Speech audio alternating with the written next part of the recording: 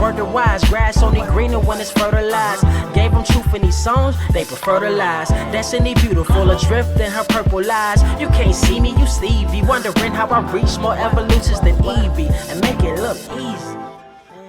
What is up, Earth's mightiest subscribers? It's Ernie, Blerd without fear. Welcome back to the channel. All right, today's video, we're gonna be talking about X-Men number 5 by Gerry Duggan, Javier Pina, and Zay Carlos. And in this video, we are gonna talk about how powerful Polariss has become over the years and why she was elected to become an X-Man, and whether or not longtime Daredevil confidant Ben Urich will expose the X-Men's secret of conquering death. We're gonna talk about all this and more right now, but first, if you want to see more awesome videos like this one, make sure you hit that subscribe button because I post multiple videos throughout the week, plus live stream every Saturday, so that way you don't miss anything. Also, if you enjoy the video, I humbly ask that you Hulk smash that like button because it really helps the channel out. That said, let's talk about X-Men number 5. Okay, so this comic, kind of like what we had with X-Men number 4, where that one was like a case study in why Jean Grey is a badass, even without the Phoenix Force backing her up. This issue is basically a reminder that Polariss is no slouch when it comes to levels of power. This is something that I feel like was a huge criticism of some of the characters that were selected to be on this current X-Men team that Gerry Duggan has put together. While yes, I am one of those people who criticize Polariss being elected to the team, it wasn't so much me criticizing her being elected because I didn't think that she was powerful or even a useful character. My criticism of Polariss being on the team came largely from the fact that as a character, she has had very little development. Polariss has been in Marvel Comics since 1968, for Christ's sakes. This character's had little to no development really in any meaningful way. This was something that was even joked about in the pages of Leah Williams' X Factor when Polariss asked her own father, Magneto, what was her personality. Like, no one knows because for the most part, she's always just either kind of been Havoc's girlfriend or Magneto's daughter. Even though she's had storylines completely centered around her, she's never really been able to display any level of personality the way a lot of other X-Men characters have. My other criticism was the fact that she's been an X-Man before, so why not give the opportunity to someone who, I don't know, hasn't been on the team before? That criticism wasn't so much directed at the creative team of X-Men, that was directed at everyone who voted for Polariss, because there were so many people who voted for Polariss because, for one, she's Magneto's daughter, and also because they were hoping that this meant that she was going to show up in the MCU. A lot of people went to that X-Men vote thinking that the characters they were voting on were going to show up in a movie. They had no clue. Most of these people who voted didn't even actually, and I don't even think still, don't even read the comics. But all that aside, Polariss has proven over the years, especially as recently as Leah Williams' X Factor, that she does have an actual personality, that she is someone who can stand apart on her own from either being Havoc's ex-girlfriend or being Magneto's daughter. She is a character who has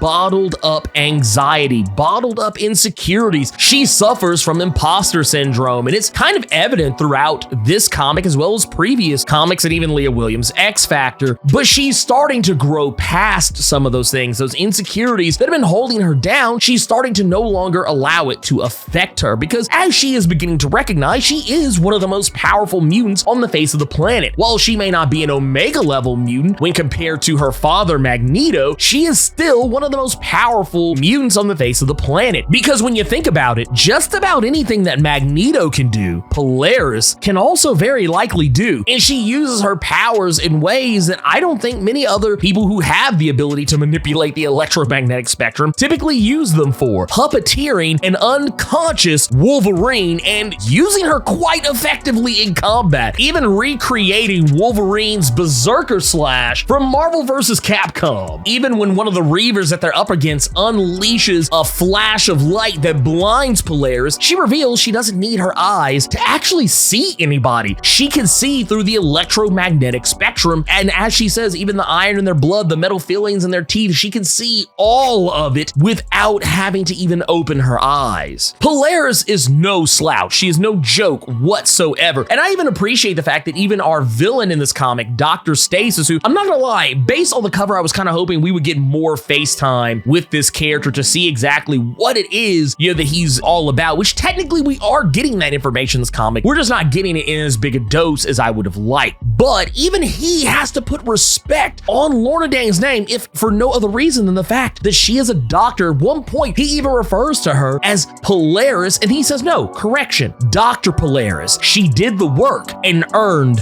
the title. That's one of those things that I appreciate, because it kind of shows that whether or not he hates mutants is up to, debate. We don't really know if he actually has any actual animosity towards mutant. It seems more like he just wants the technology that they have. I don't even think it's even been explicitly stated that he cares one way or another about mutants the way that Orchis proper or, some of the other characters in the Marvel Comics universe who have become enemies with the X-Men. I don't even know if he even shares any of those same sentiments. It really just kind of seems to be all about the science for this guy. He seems incredibly invested in the evolution of the human species and very little else. He almost, in a lot of ways, kind of reminds me of the High Evolutionary, and I'm almost kind of surprised that it wasn't him, to begin with. Why did they just use the High Evolutionary? For whatever reason, Dr. Stasis seems like he's just different enough that maybe that is what makes him more of a monster, that he's willing to do whatever it takes. He's willing to hurt whomever it takes, even at one point killing what he refers to as a Silmaranian. This is a dog seal hybrid that he created that was meant to spy on the X-Men during the fight, but he killed it because it didn't want to fight. It just kind of wanted belly rubs, and he decided to kill it remotely for that very reason. But getting back to Polariss, we'll talk more about Dr. Stasis here in just a moment. The other thing I want to talk about is why Polariss was elected to the X-Men. We know she's powerful. We know this woman is capable of some amazing feats when it comes to manipulating the electromagnetic spectrum. But one of the things that comes up in this comic is that during the Hellfire Gala, it's heavily implied at the beginning that Jean Grey manipulated Polariss's mind into making her say what Jean wanted her to say to get her on the team. But that is not the case. And if you had that mentality, if that was the hot take that you went away with in this comic, it would let me know that you didn't really read the comic, because that's actually not what Jean Grey did. She did manipulate Polariss's mind to make her say yes. However, it wasn't something she did because Polariss didn't want to do it. We are revealed that Jean actually saw Polariss's first impulse, that she wanted to be chosen, that she wanted to be picked to be on the X-Men, but the imposter syndrome and anxiety and self-doubt that she feels is what made her say, don't pick me. I don't want to be a part of this. Jean just manipulated her mind to make her go with her first choice because her self-doubt would have kept her from recognizing her own greatness to allow herself to be great. Jean even says as much, saying that I went with your first impulse, not the one where you talked yourself out of succeeding, because that's kind of what this is all about. This is kind of a way to let us know that she is finally starting to get past her own self-doubts. Even at a point we see where she writes a letter to Northstar, her former teammate on X Factor. She wants to advocate for Northstar to be on the team next time there is an election for the X-Men vote, because she feels like Northstar, because he took the time to advocate for Lorna to become a member of the team, she feels that he should be on the team. And this is, just kind of basically a way of kind of setting the stage for those next things. Not saying Northstar is actually going to be on the X-Men team next year, but he might be, and he may be one of the mutants you're able to vote on should they do this again, as Jerry Duggan has implied. Another thing that goes on in this comic, and I thought this was really interesting, because at Seneca Gardens, the X-Men are holding a Thanksgiving Day dinner. They're actually inviting all the citizens of New York, whether you are wealthy, whether you are well off, whether you are just getting by, whether you are homeless, whether you're somewhere in between any of those things. They're inviting all those people, human and mutant alike, to share in a dinner with them to celebrate the holiday, even offering up medicine for the sick, telepathic counseling for those who need it, and legal advice from the lawyers of the Hellfire Trading Company, just trying to do general good guy, nice guy things, which I think is actually really cool. It was something that I don't feel like the X-Men had to do. I mean, granted, I know this is, this is science fiction, it's not real, but I just feel like it was one of those really cool things. I was like, yeah, they really didn't have to do this shit. They could have just kept all this shit to themselves, but yet there'll still be people out there saying, oh, these guys are terrible people. The X-Men don't care about humanity. This is the thing that'll just keep happening. But while all this is going on, this is when Ben Urich approaches Cyclopps and confronts him about the news that he got from Dr. Stasis, confirming that Cyclopps had in fact died when they went on that mission to Orchis base. Now, something that's revealed in this comic that we didn't necessarily know from the jump is that Ben actually technically already had a lot of this information. information. We knew he knew about Jumbo Carnation's actual death and resurrection, but we didn't know that he actually fully 100% knew about Cyclopss, and he learned about the death of Nathan Summers, aka Cable, from X-Men Extermination, and how the grave that he was buried in at the end of that story arc, that grave is now empty. And Dr. Stasis is actually watching over this. He's actually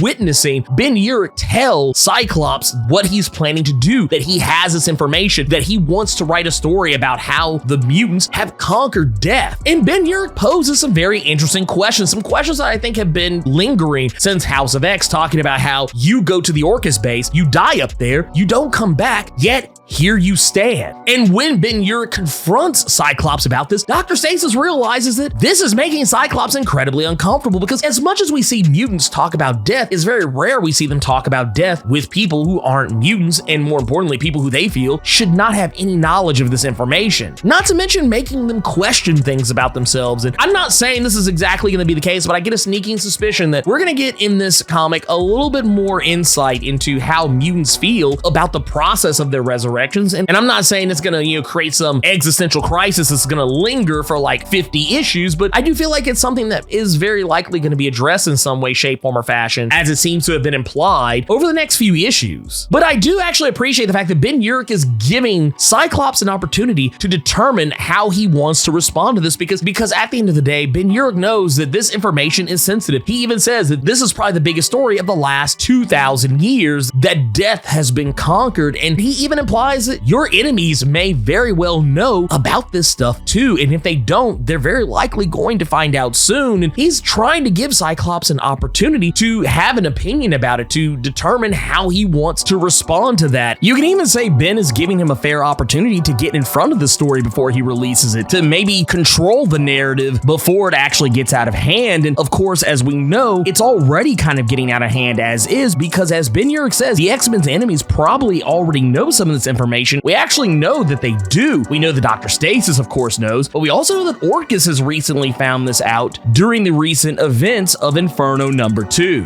They are already deducing that the X-Men are resurrecting themselves somehow. And of course, public perception is everything, and at a time where mutants are trying to have the public perception be on their side, it's very easy to believe that humanity would, if they already hate and fear mutants as it is, just for them having superhuman capabilities, being born with these powers, as opposed to getting them through some other random means. Imagine how humanity would feel if they discover that mutants were hiding, that when they die, they can be brought back to life. And not just brought back to life, but being brought back to life with their memories, at least up to a point, intact. It would probably scare the shit out of some people. And if Ben Urich lets this story hit the stands, which he is very likely in a position to do, something that is very reminiscent of some times that Ben Urich has operated in Daredevil's corner of the Marvel Comics universe, where he has had access to sensitive information about Daredevil and the Kingpin and other characters. He's put in an actionable position where he has to determine what the best thing to do is, and part of me wonders whether or not a lot of the story is going to focus on whether or not Ben actually goes through with it. With the next issue, we're going to be seeing the introduction of Captain Krakoa, a character that a lot of people seem to think is either the character of Cyclopss, with his identity being hidden, but seeing as how all this information is coming out, it would kind of make things a little bit hot for Cyclopss, even though I don't think it would matter in the end anyway. Plus, we've seen, at least as far as covers go, and even the solicits have kind of confirmed this, Cyclopss and Captain Krakoa being at odds with one another. I've even posited that the character of Captain Krakoa could very easily be the character Mimic, who was recently confirmed to be a mutant, at least on some level, as recently as the end of House of X. So that's a possibility as well, but some have even posited that Captain Krakoa could just as easily be Cypher himself, literally wearing a more portable version of Krakoa. I don't know, part of me is kind of wondering if maybe this whole death angle has something to do with why Captain Krakoa is being introduced. Once again, it's hard to say who it is under there, but I'm pretty sure we're gonna get some indication as to who it is by either the end of X-Men number 6, or maybe even as late as X-Men number 7 or 8, or who knows? They may try and keep this a secret for a while to kind of build on the suspense of it, but I almost feel like it's not necessary. But anyways, there's some other really cool stuff going on in this comic. There's been this kind of slow burn towards the conclusion of the love story arc between Wolverine and Sync, whether or not they're actually going to have a conversation about what's going on. And in a part that I kind of felt was almost out of place, just because it kind of seemed to come out of nowhere. But when Wolverine finally regains consciousness after Polariss was piloting her body to use her to fight off the Reavers that they were up against. Wolverine sees Sync and says, hey, we need to talk soon, letting us know that this story arc once again has yet to be forgotten. We know it hasn't been forgotten. It keeps coming up in little bits and pieces here or there since Gerry Duggan took over the X-Men, so it's something that's gonna come to a head at some point. Now, the real question is, what is gonna be the overall outcome? Are Sync and Wolverine gonna be able to resume their relationship as though it never ended? Is it gonna make things even more awkward between them? Is it gonna be one of those scenarios where it's just not gonna go anywhere, where, you know, Wolverine's gonna hear this information and just choose to not want to have anything to do with it, and Sync just has to live with that memory to carry that weight on his own? Hard to say at this point, but I would like to believe maybe they would get some kind of a resolution that would maybe help this story arc carry on and maybe find some kind of a at least mildly favorable conclusion. Honestly, the best case scenario for me would be that maybe Wolverine does actually decide to give love a chance, and then they have to awkwardly rebuild what it was that they had, or maybe find something new along the way. But anyways, if you enjoyed this video, Hulk smash that like button and make sure to share it all over the internet and with all your friends, so that way they'll know how you leveled up your comic book big brain in regards to Gerry Duggan's X-Men. On your way out, make sure to hit that subscribe button and let me know what you thought about X-Men #5. Keep it plus ultra and sound off in the comments.